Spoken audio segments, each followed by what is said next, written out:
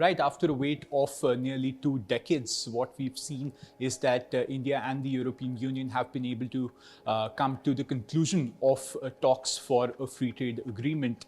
The headline is, of course, the fact that India has been able to secure preferential market access for almost 100% of its exports by value to the European Union. That means that whatever tariff these products used to enter, various about 27 European countries, those will come down to 0% in almost all cases, starting whenever this particular free trade agreement takes effect. What we're also seeing is that this is easily one of the most comprehensive deals that India has offered to a trading partner. It covers everything from goods and trades to IP as well as sustainability.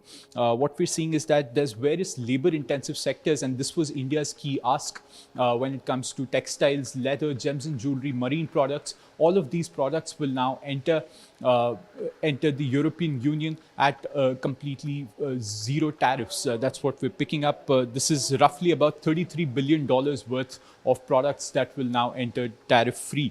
What we're seeing is that India has also been able to safeguard its various sensitive sectors. We're seeing that there's absolutely no market access that has been given in select agricultural products as well as dairy products. But with auto, there has been some sort of a liberalization. It's been more on the lines of what was given by India during the UK FTA. And this is more of a quota-based tariff system that India has offered to the European Union, which will essentially mean that more and more higher-end cars will come in from Europe tariff-free, but you won't see any of the smaller cars, which means that cars priced under 16 or 17 lakh rupees, those will not be entering India tariff-free. So India's small car market continues to remain protected. What we're also seeing is that there's a lot of mobility provisions that have come in with regards to this free trade agreement. You'll see more and more post-study work visas being given to Indian students across 27 European countries. You'll see more and more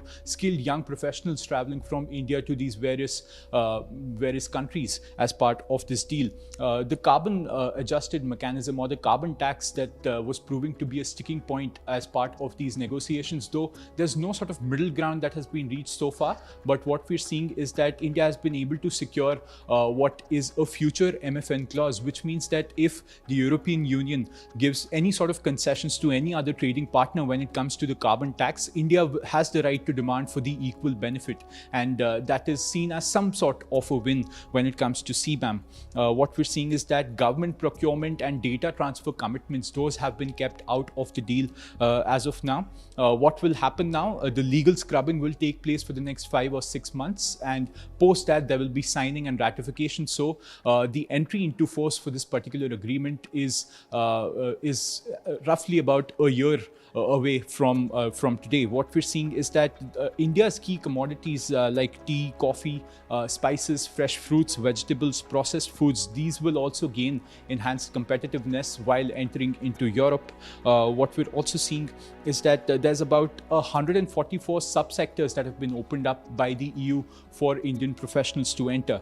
Apart from the free trade agreement, there's also a GI agreement, or a geographical indications agreement, as well as an investor protection agreement. Those continue to be negotiated separately. They are out of the ambit of the free trade agreement, but lots of key takeaways, and we'll continue reporting on the sort of victories that might come in about for Indian exporters.